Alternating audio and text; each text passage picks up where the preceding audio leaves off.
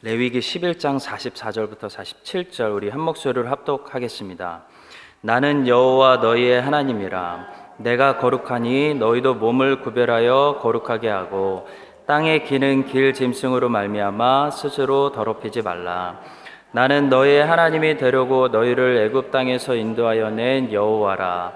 내가 거룩하니 너희도 거룩할지어다. 이는 짐승과 새와 물에서 움직이는 모든 생물과 땅에 기는 모든 길짐승에 대한 규례니 부정하고 정한 것과 먹을 생물과 먹지 못할 생물을 분별한 것이니라. 아멘. 수요 예배 많이 오셨네요. 하나님이 오늘 우리 교회에게 은혜 주실 줄 믿습니다.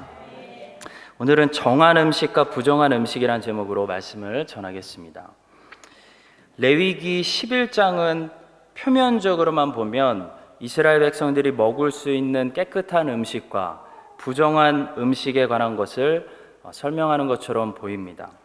그런데 과연 레위기 11장은 정말로 정한 음식과 부정한 음식, 또 깨끗한 동물과 더러운 동물에 관한 율법일까요? 그렇지 않습니다. 하나님께서는 이 율법을 통해서 깨끗하고 더러운 동물이나 음식이 아니라 하나님 백성들의 깨끗한 삶에 대해서 말씀하고 있습니다. 그래서 우리는 레위기 11장 율법이라는 거울을 통해서 동물들의 모습을 자세하게 분석하는 것이 아니라 우리의 모습을 자세히 살펴봐야 하는 것입니다. 레위기는 대속죄일 16장을 중심으로 전반전에는 하나님께 나아가는 방법과 후반전에는 하나님과의 관계를 지속적으로 유지하는 방법에 대해서 말씀하고 있습니다. 그리고 그 전체적인 해답은 거룩입니다. 거룩해야 된다는 겁니다. 거룩해야 하나님께 나아갈 수 있고 거룩해야 하나님과의 관계를 지속적으로 유지할 수 있습니다. 1장부터 7장까지는 먼저 제사를 통해 제일 먼저 제사가 있어야 됩니다. 제사를 통해 하나님께 나아가는 방법을 우리가 배웠고 지난 3주 동안 우리는 8장부터 10장 말씀을 통해 제사장들이 성전 일을 할 때, 성전과 관련된 일을 할 때 먼저 어떻게 거룩해야 하는지를 배웠습니다. 오늘부터 시작하는 11장부터 15장은 이스라엘 백성들의 삶 전체가 또한 거룩해야 된다라고 가르쳐주는 부분입니다. 따라서 우리가 제사장으로서 이 제사와 성전에 관련된 일들만 거룩하게 행하는 것이 아니라 우리의 삶 전체를, 라이프 스타일을 또한 거룩하게 만들어야 된다는 그런 중요한 메시지를 오늘부터 듣게 되는 것입니다. 먹는 문화가 곧 그 민족의 라이프 스타일을 말해준다고 해도 정말 과장된 말이 아닙니다. 그 나라와 그 도시의 문화를 배우고 싶으면 그 도시의 음식을 먼저 먹어보면 됩니다. 푸드 컬처를 경험해보면 어느 정도 알 수 있습니다. 하나님께서 먹는 음식에 관한 율법을 주셨다는 것은 하나님께서 하나님 백성들의 전체 생활 양식에 대해서 말씀하셨다는 것과 동일합니다. 그래서 오늘은 레위기 11장 하나님 백성들의 음식 문화를 살펴보면서 하나님께서 하나님의 백성들에게 기대하시는 거룩한 삶의 라이프 스타일은 뭔지, 정한 것과 부정한 것으로 구별되는 이 동물들의 특징을 통해서 몇 가지만 살펴보도록 하겠습니다. 첫 번째로 하나님께서는 이스라엘 백성들에게 이렇게 말씀하셨죠. 땅에 있는 동물들 중에는 되새김질 할 수 있는 동물만 먹어라 라고 말씀하셨습니다. 하나님의 백성들이 땅에 있는 동물들 중에서 되새김질만 할 수 있는 동물들만 먹어야 된다. 그게 정한 동물이다 라는 것은 하나님의 백성들이 하나님의 말씀을 먹고 이와 같이 되새김질하는 것이 우리의 삶의 생활 양식이 되어야 된다라는 말씀으로 해석할 수 있을 것입니다. 소의 되새김질에 대해서 혹시 알고 계십니까?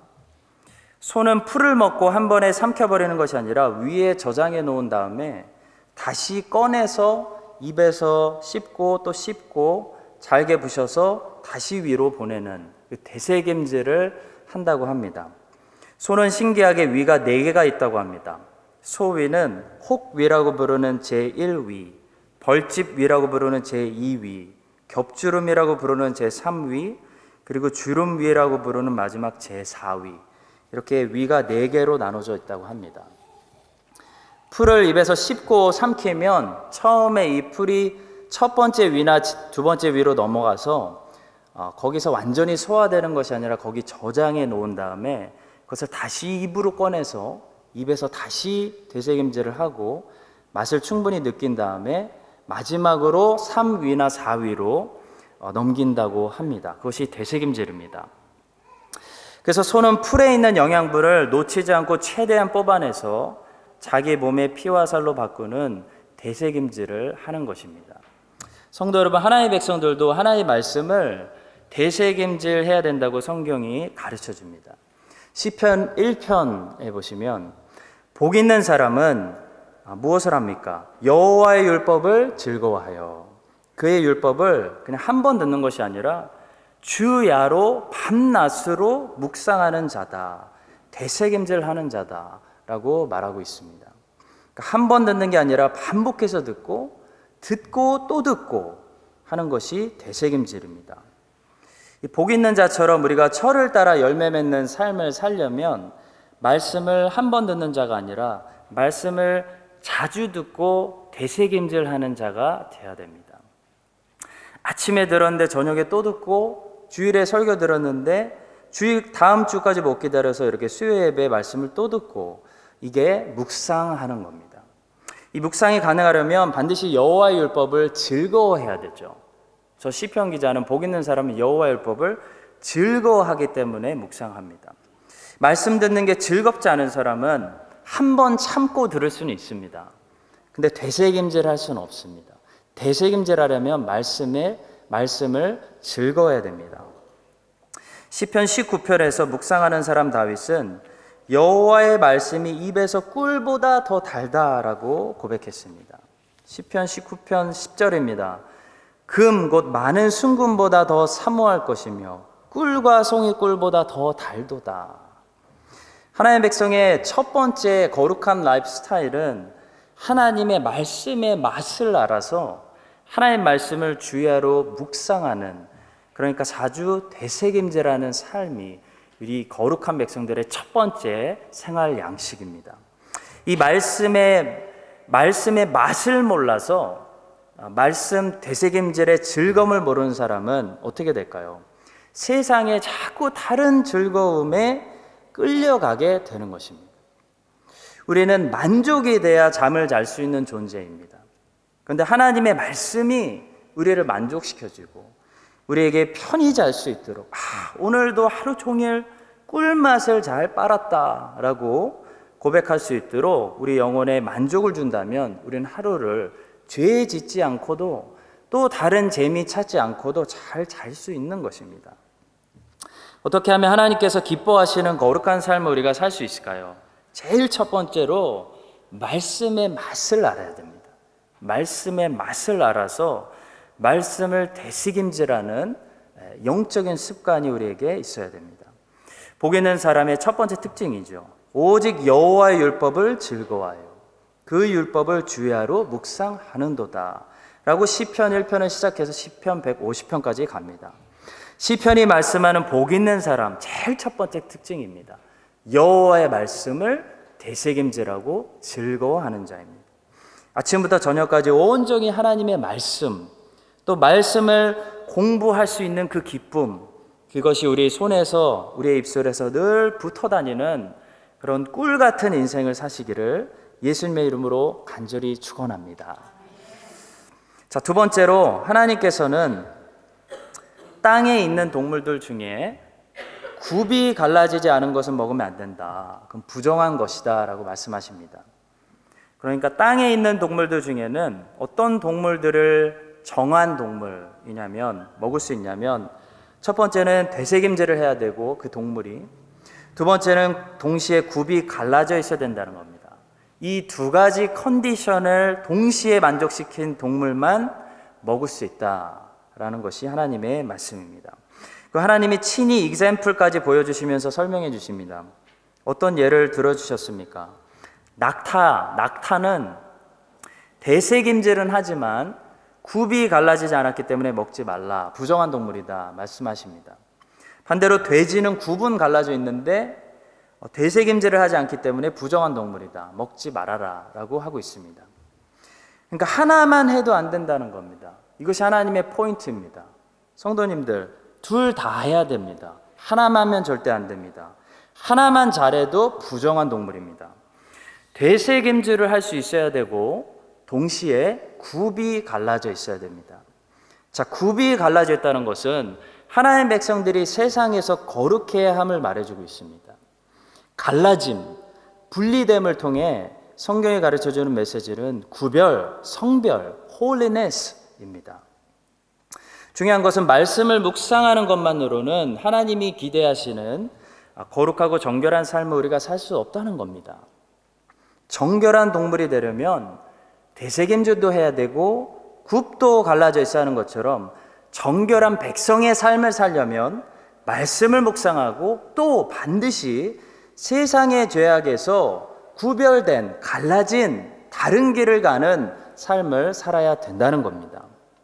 자, 다시 시편 1편으로 돌아가서 시편 말씀을 우리에게 복 있는 사람은 해놓고 단순히 여호와의 율법을 즐거워하여 성경 공부를 많이 하는 사람이다 라고 가르치고 있지 않습니다. 복 있는 사람은 율법을 주야로 묵상하는 사람이다 라고만 말하고 있지 않습니다. 그것은 시편 1편 2절의 말씀이고요. 사실 복 있는 사람은 1절에서 이런 사람이다 라고 먼저 가르칩니다. 복 있는 사람은 악인들의 꾀를 따르지 아니하며 죄인들의 길에 서지 아니하며 오만한 자들의 자리에 앉지 아니하고 오직 여호와의 율법을 즐거워하여. 이런 사람이 복 있는 사람입니다. 자, 이것이 복 있는 사람의 첫 번째 컨디션이죠. 굽이 좌우로 갈라져 있듯이 복 있는 사람은 하나님 보실 때 걸어가는 길이 다르다는 겁니다. 삶의 라이프 방식이 다르다는 겁니다.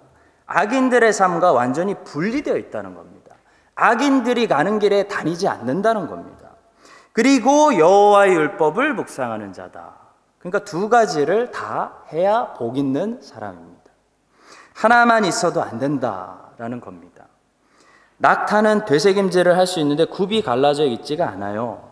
그래서 낙타는 부정한 동물이라서 하나님의 백성들은 구약에 낙타를 먹지 않았습니다. 자, 문제는 교회에 낙타 같은 성도들이 너무나 많다는 거죠.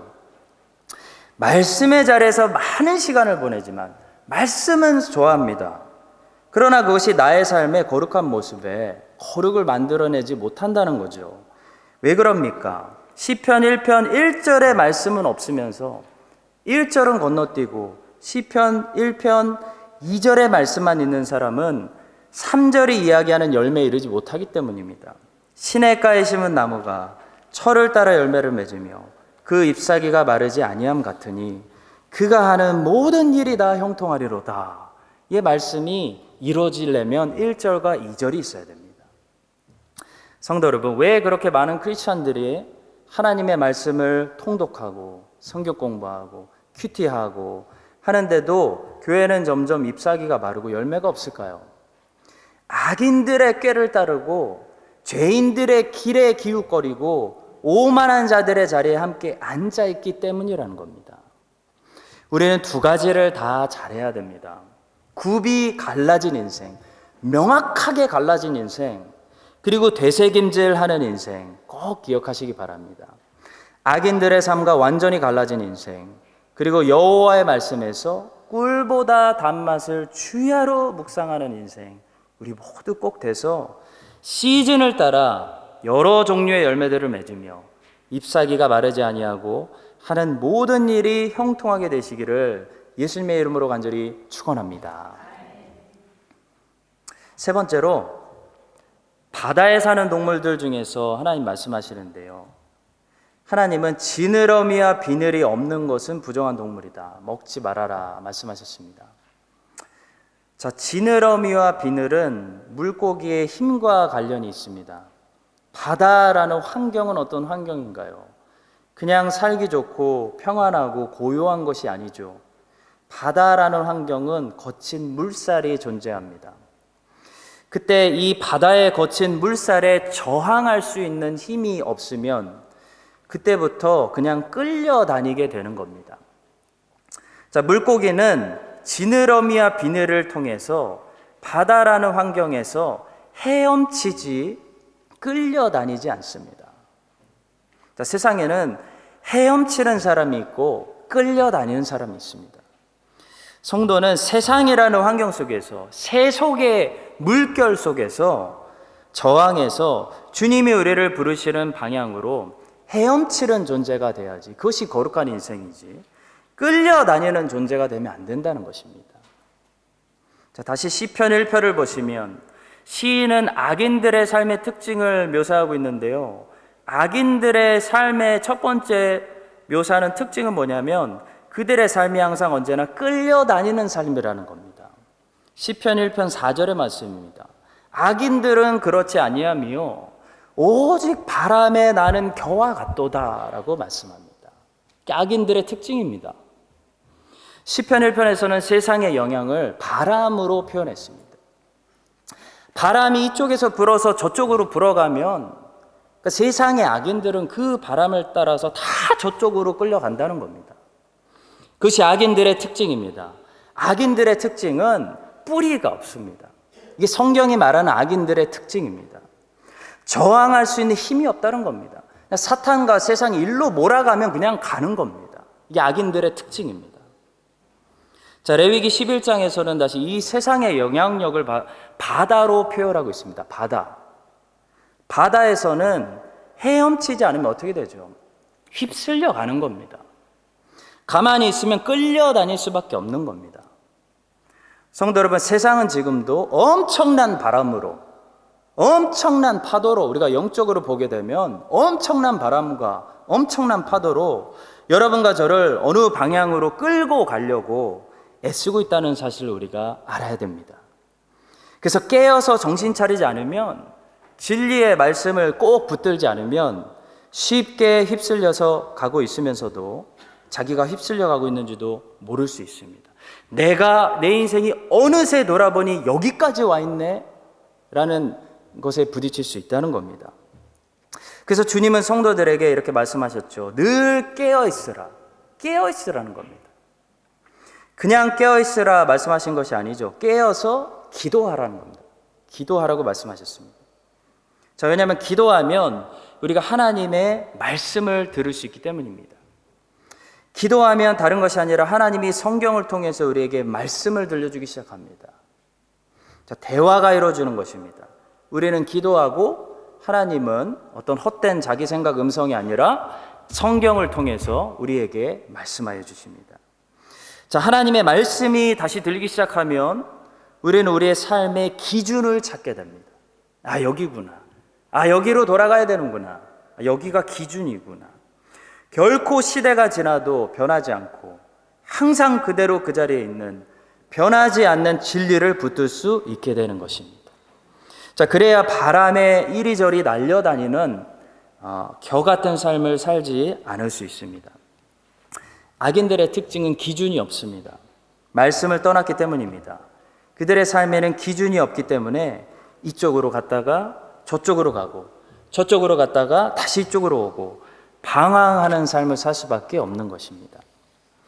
기준이 없으면 끌려다니고 휩쓸려 다닙니다. 다시 말해 쉽게 세상에 영향을 받는다는 것입니다. 여러분과 저는 세상이 이쪽으로 끌고 가려고 해도 끌려가지 않는 사람이 되어야 됩니다. 기준이 분명한 삶을 살아야 됩니다. 그것이 거룩한 삶이고 의인의 삶입니다. 그것이 하나님 보시기에 하나님 백성들의 정결하고 거룩한 삶입니다. 이 생선이 아니죠. 고기들이 이 커런트가 쏠 때 지느러미로 얼마나 열심히 헤엄쳐서 역류해서 갑니까? 그런 삶을 살아야 된다는 것입니다. 세상에 유행하는 것들에 그래서 크리스천은 너무 빨리 반응하고 쉽게 영향을 받지 말아야 됩니다. 크리스천은 분별을 잘해야 됩니다. 할리우드에서 어떤 영화가 만들어졌다고 그것을 빨리 보시면 안 됩니다. 지켜보고 분별해야 됩니다. 그 아름답고 화려한 겉모습 뒤에, 그 화면 뒤에 사탄의 어떤 날카로운 칼들이 숨겨져 있을지 모르기 때문입니다. 우리나라의 유명한 정치인 중에 그 사람이 훌륭한 사람인지 아닌지는 제가 판단할 바도 아니고 저는 잘 모릅니다. 그러나 그 사람이 어떻게 떴는지는 제가 어디서 들었습니다. 그 사람이 TV 유명한 방송 프로그램에 나왔는데 이효리를 모르는 겁니다. 관계자분들이 깜짝 놀랐죠. 이효리를 모르세요? 누구죠? 참 예쁜 이름이네요. 그렇다고 합니다. 저는 크리스찬들이 그래야 된다고 생각합니다. 크리스찬들이 세상 사람들의 문화에는 무지해야 된다고 생각합니다. 크리스찬들이 세상의 것들을 빼곡히 다 알고 있는 자랑이 아닙니다. 부끄러움입니다. 선한 데는 지혜롭고 악한 데는 미련하라. 로마서 16장 19절의 말씀 아닙니까? 기준이 없어서 이리저리 바람과 파도에 끌려다니는 악한 인생들은 하나님의 심판을 피할 수 없다고 시편 기자는 끝에서 말하고 있습니다.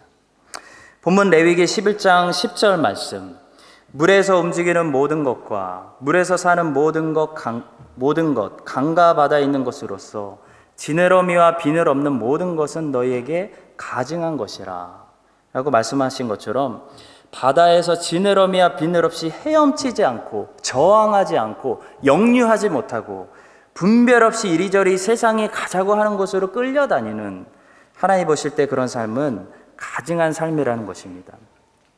세상에 어떤 바람이 불든지 무엇이 유행하든지 세상의 파도가 어느 방향으로 흘러가든지 간에 절대로 세월이 가도 변하지 않는 절대 진리, 하나님의 말씀을 붙들고 그 말씀이 부르시는 방향으로 역류해야 되면 역류해서 신실하게 나아갈 수 있는 여러분과 저의 거룩한 삶이 되기를 간절히 축복합니다. 자, 네 번째로 하나님께서는 하늘에 날아다니는 새 종류에 대해서는 좀 특이하게 말씀하시는데요. 리스트를 직접 말씀하시면서 하나하나 이런 새들은 먹지 말아라 라고 아주 구체적으로 말씀하셨는데요. 여기 리스트에 나와 있는 새들의 공통점이 뭘까? 성경학자들이 공부를 많이 했는데 어떤 학자들은 이 모든 새들의 공통점은 닥치는 대로 먹는 새들이다. 그래서 크리스찬은 닥치는 대로 먹으면 안 된다. 이렇게 해석하시는 분이 많이 있습니다. 어느 정도 일리가 있는 해석이 될 수도 있겠지만 틀린 해석이 될 수도 있기 때문에 저는 그렇게 설교하지 않겠습니다. 자, 성경에서 때로는 충분히 설명해 주지 않고 그냥 먹지 말아라, 하지 말아라, 가지 말아라, 들여다보지 말아라 라고 하실 때가 많이 있습니다. 자, 그러면 그때는 어떻게 해야 되죠? 그냥 순종하면 됩니다. 자, 네 번째 포인트는 그것입니다. 그냥 먹지 말라고 하는 것들은 먹지 않으면 됩니다. 할렐루야. 네, 아멘. 저는 이것이 맞는 해석이라고 생각합니다. 성도 여러분, 해석이 안 되고 설명이 안 되는 부분들에 관해서는 순종하라는 겁니다. 우리가 인생을 살아가면서 해석이 안 되고 설명이 안 되는 부분들이 얼마나 많습니까? 사실 더 많습니다. 그럴 때 성도는 하나님 말씀에 그냥 순종하면 됩니다. 그것이 거룩한 삶이라는 겁니다. 하나님께서 리스트를 이렇게 주시면서 이런 새들은 먹지 말아라. 설명은 하나도 없고, 그러면 그 새들은 먹지 않고 사는 것, 그것이 거룩한 성도의 삶이라는 겁니다. 저는 성경에 궁금한 것들이 참 많습니다. 그러나 궁금한 것들은 중요한 것은 아닙니다. 중요한 것은 순종입니다. 자동차의 엔진이 어떻게 작동하는지 원리를 다 아는 사람은 없습니다. 그러나 대부분의 사람들은 자동차를 어떻게 운전하는지 알고 있습니다. 음식이 우리 위에 들어가서 어떻게 에너지를 뽑아내고 피와 살로 바꾸는지 우리는 알지 못합니다. 그러나 음식을 어떻게 먹고 어떻게 생존하는지는 다 알고 계십니다. 마찬가지로 하나님이 어떻게 예수님의 보혈로 우리의 죄를 사하시고 용서하시는지 그 정확한 구체적인 것들은 우리가 알지 못합니다. 그러나 우리는 예수님의 보혈이 우리를 참으로 죄에서 구원한다는 정확한 사실은 알고 있습니다. 제가 최근에 기도론을 더 공부하고 싶어서 기도에 관한 책을 한 권 샀는데요. 서론부터 이런 주제를 다루고 있습니다. 도대체 기도가 뭐냐는 겁니다. 기도만큼 이론적으로 기도가 뭔지를, 기도하면 도대체 어떤 일들이 발생하게 되는 건지를 정리하기가 까다로운 주제가 없습니다. 우리는 전지하시고 전능하신 하나님을 믿습니다.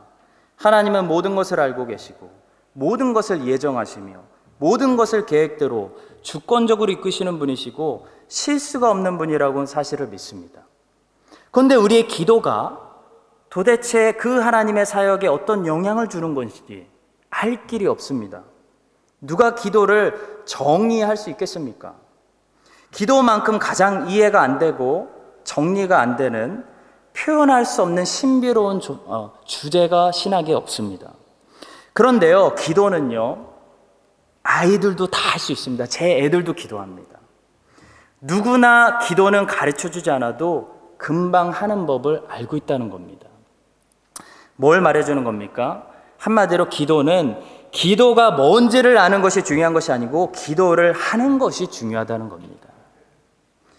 마찬가지로 하나님께서는 새들 중에서 이런 종류의 새들을 먹으면 안 된다, 지금 말씀하시면서 우리에게 이런 삶이 거룩한 삶이다 라고 말씀하시는데, 어떤 삶이 거룩한 삶입니까? 다 알지 못해도 하나님이 하라고 하니까 하는 거, 그게 최고의 거룩한 삶인 줄 믿습니다. 여러분과 제가 그런 거룩한 어린아이 같이 순수하고 순종적인 삶을 살아서 하나님이 하라는 것은 하고 하나님이 하지 말라 그러는 것은 안 하는, 하나님을 기쁘게 하는 순종의 사람들이 될 수 있기를 소망합니다. 자, 마지막으로 본문은 날개가 있어도 날지 못하는 기는 곤충은 부정하다, 먹지 말라라 라고 말씀합니다. 그나마 메뚜기처럼 뒷발로 높이 뛰는 곤충은 된다라고 말씀하셨습니다. 자, 하나님께서는 가능성을 주셨는데 가능성을 다 쓰지 않는 인생을 좋은 인생으로 보지 않으신다고 저는 믿습니다. 달란트의 비유에서도 우리가 알 수 있는 것처럼 하나님께서는 한 달란트를 주시고 그것으로 아무것도 하지 않은 종을 악하고 게으른 종이라고 말씀하시고 심판하셨습니다. 하나님은 그것을 굉장히 미워하십니다. 그리스도인들은 가능성을 가지고 있는 사람들입니다. 그런데 날지 않고 땅에서 기어만 다니다가 끝나는 안타까운 인생이 되면 안 된다는 것입니다. 그나마 우리는 몇 번 높이 뛰어보는 것으로 대단한 삶을 살았다고 만족하는 존재들입니다. 날개가 있고 날 수 있는 기능을 몸에 가지고 있는데도 기어다니는 곤충들을 주님은 먹지 말라라고 하시면서 너희들은 그렇게 살지 말아라 라고 말씀하고 있다고 저는 믿습니다. 하늘은 땅보다 위에 있습니다. 하늘은 땅과 완전히 다른 차원을 상징하는 거죠. 하늘의 길은 땅의 길과 완전히 길 자체가 다릅니다. 땅에 아무리 트래픽이 심해도 하늘을 나는 비행기는 땅에 트래픽에 걸리지 않습니다. 왜냐하면 길이 다르고 차원이 다르기 때문이죠. 마찬가지로 우리는 육체의 세계에 속한 육을 가졌지만 동시에 우리는 영의 세계에 속한 영을 가졌기 때문에 영적인 삶을 살 수 있습니다. 어떠한 육체의 트래픽 가운데서도, 어떠한 육체의 곤란 가운데서도 영적인 삶을 살아서 승리할 수 있는 가능성이 있다는 것입니다. 그것이 거룩한 삶입니다. 우리가 육에 속한 육을 자꾸 쓰면 우리는 육적인 삶을 사는 것이고, 우리의 영을 자꾸 쓰면 우리는 영적인 삶을 사게 되는 것입니다. 사람도 음식을 먹고 동물도 음식을 먹습니다. 사람도 잠을 자고 동물도 잠을 잡니다. 사람도 성관계를 통해 번식을 하고 동물도 성관계를 통해서 번식을 합니다. 사람도 눈이 있어서 보지만 동물도 눈이 있어서 봅니다. 그러니까 이 모든 기능들은 육체에 속한 기능입니다.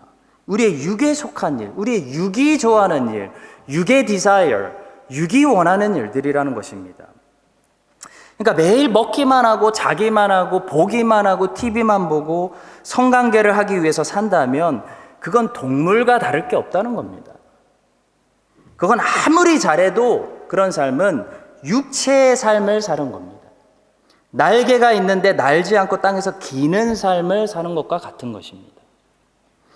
사람만 자기 자녀들을 보호하는 것이 아닙니다.